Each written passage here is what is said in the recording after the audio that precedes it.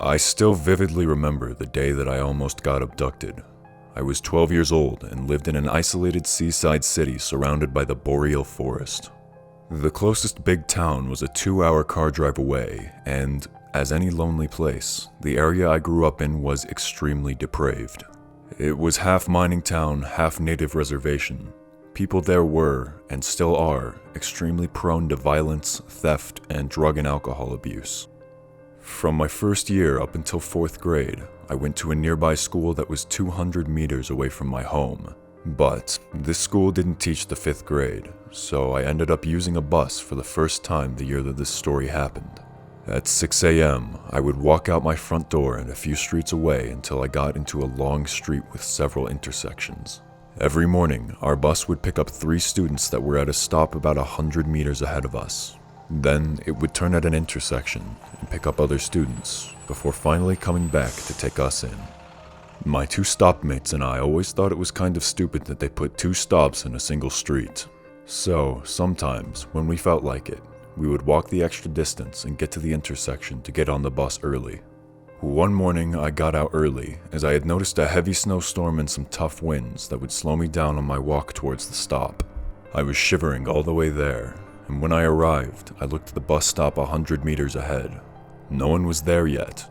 I thought a few students might not have shown up because of the temperature, while others were probably still watching the news to check if today would be a snow day. I remember touching my face and feeling spots of hardened, cold skin around my cheeks. Small frostbites were a common occurrence in this kind of climate. I immediately walked up to the pre-intersection stop so that my cheeks wouldn't get worse. These things always hurt when they warm up, so I wanted to get that over with as soon as possible. For a few minutes, there was nothing but me, the raging wind, and the sting of snowflakes hitting my face. Then I saw an old gray car turn the corner. It rolled at an astoundingly slow pace in my direction. My heart began to pound faster as I noticed the dirty-looking man that was staring at me from the driver's seat. He kept driving, but as soon as he passed me, he pulled over into the bike lane. I stared at him from the other side of the street, wondering what this man was doing this early, obstructing the bike lane in the middle of a snowstorm. I had slight vision problems, but I didn't have glasses yet, so I squinted as hard as I could to try and see what was going on inside of the car. That's when I realized he was holding something, vertically, in his left hand. And that said thing was pointing right at me. It was a camera. I started to panic as my muscles literally froze into place, paralyzed by fear. Why was this man taking pictures of me? The thing that struck me the most was the weird way that he held his camera, using only one hand and holding it sideways. I began to breathe more and more heavily as I realized I was too far from my house to run back, and that most people were likely asleep with their doors locked. I was stuck. If this man decided to attack me for some reason, there would be no way I could escape. Run. That was the only thought I had as the car slowly began to move and turned over to the side of the road I was standing on. But I was so shocked, so panicked, that my body simply refused to obey me.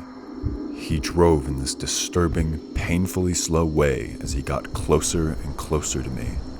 I nearly lost consciousness as he reached my stop. I felt his car begin to slow down even more when I started to hear a loud humming sound come from further up the street. Suddenly, another car's headlights pierced through the veil of the snow. This made the man jam his foot on the gas pedal and take off at maximum speed. If it wasn't for this exact set of circumstances, who knows what awful situation I might have been caught in. One of my stopmates arrived a few seconds later, and I finally gathered the courage to move and run straight towards her. 2 years later, the corpse of an abducted 5-year-old was found in the nearby woods. I'll never know for sure if that story is directly related to mine, but I shiver every time I think I might have been staring a murderer directly in the eyes. Always lock your patio door, even if you live on the 5th floor. For a little background, I'm a 27-year-old female, and I recently moved into a nice apartment in a supposedly safe neighborhood. I moved in with my 2 dogs, Charles and Wigwam. Charles is a Corgi German Shepherd mix, and is the most loving but overly obnoxious dog, while Wigwam is a Lhasa Apso who is quiet, sweet, and most definitely scared of his own shadow. I've only been in this place for about a month, and after this experience, I highly doubt I'm gonna make it for the rest of my year-long lease. The way these apartments are set up is that each floor has its own set of doors that leads to 4 apartments and a fire escape door that only opens from the inside. I'm on the back side of the building, which places my patio about 10-ish feet from the fire escape stairs. I take my dogs out 3 times a day, with midnight being the latest I'll go out by myself. And every time I leave my apartment, I put the bar lock on my patio door and lock my front door without fail. About a week ago, we had a snowstorm and I had cracked my patio door because, well, I love the cold weather. It was around 11 p.m. and I decided that since it was getting late, I should take my dogs out for the night. Since they both hate the snow, this would be a quick trip. I went to lock the patio door, but decided against it because I live on the 5th floor and I'm only going to be outside for a few minutes. I got the dogs ready, grabbed my keys, and locked my door as I left the apartment. I got down to the designated pet area with my snow-hating dogs and let them do their thing.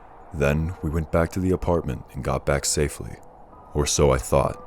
This is where I thought I was beginning to lose my mind, but in actuality, things were about to get real. As soon as we walked into the apartment, my dogs ran over to the patio door, and I noticed the door was shut and the bar was locked. I immediately thought it was strange, but I didn't connect the dots. I went into the kitchen to get dog treats, and both my dogs started going crazy, growling at a large cedar chest in my living room. I walked over to see what all the commotion was about, when suddenly, I saw a pair of eyes creeping from under the chest lid. I stood there for about 5 seconds before I realized what I was seeing. I calmly walked backwards to my front door. I opened it and told my dogs to go outside. They ran out without leashes, and I immediately got them and myself in my car. I locked the doors and called the police. The police showed up in less than 5 minutes. They went up to my apartment, and after about 20 minutes, 2 officers dragged a man who looked to be about in his mid-40s out of my building in handcuffs. This dude had been watching me ever since I moved in and had been staking out my place, waiting for an opportunity to get inside because he knew I lived alone. And if that's not creepy enough, he had a fanny pack that contained a pocket knife, needles, ketamine, and a picture of me from the day I moved in. Needless to say, I didn't sleep for days because I thought he would come back. Luckily, the man is still in jail, but I'll never forget those eyes. If you're enjoying this video so far, please leave a like and subscribe, as well as turn on notifications for weekly horror content. Thank you. I'm a 21-year-old female, and this story took place when I was around 11.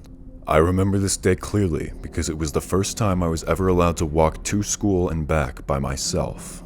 Up until the age of 14, I lived in what we thought was a safe place in Chautauqua County, New York. Everyone knew everyone. If you thought you could get away with something, then be prepared to have your ear abused by the time you got home. There was this one day though.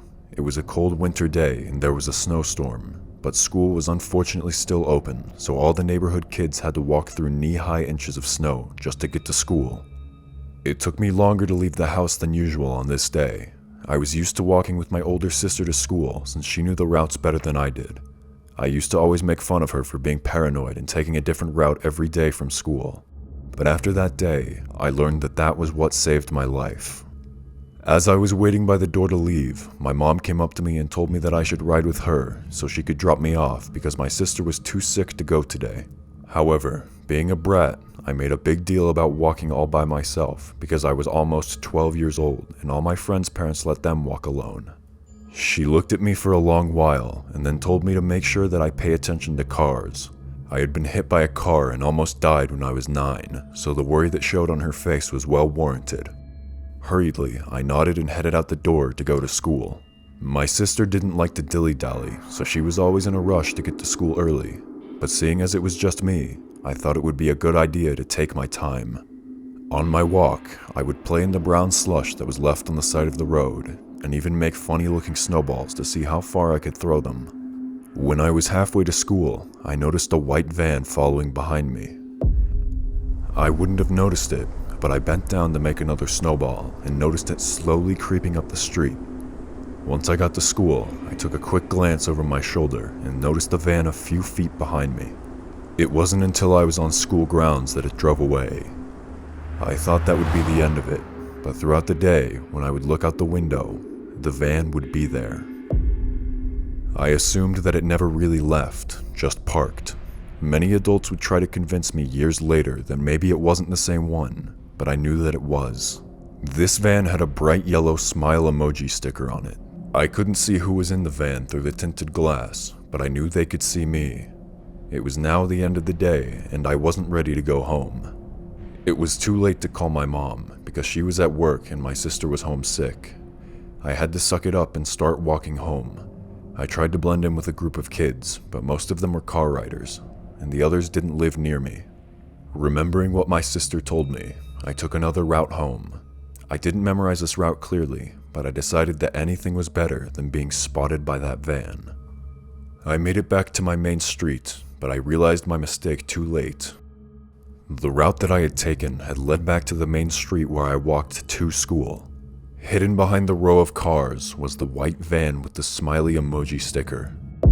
I tried to stay calm and walk past it, but once I heard the van door silently click open, I ran. I could hear the rush of 2 heavy footfalls behind me. They were getting closer, so I did what any normal kid would do. I cut corners. I cut into someone's backyard, and my house was directly in my line of sight. I forced myself into the thick snow to make it to the door.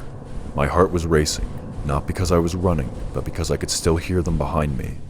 I made it to the door and banged with all my might until someone came to the door. My sister looked confused, but one look at my face and she pulled me inside and locked the doors. The van was still outside. Truthfully, it stayed out there until my brother got home. Me and my sister don't talk about it to this day, but we both knew how close I was to going missing. This video contains 3 disturbing stories that happened to people while they were home alone at night. If you enjoyed this video, I'm sure you'll enjoy this one too.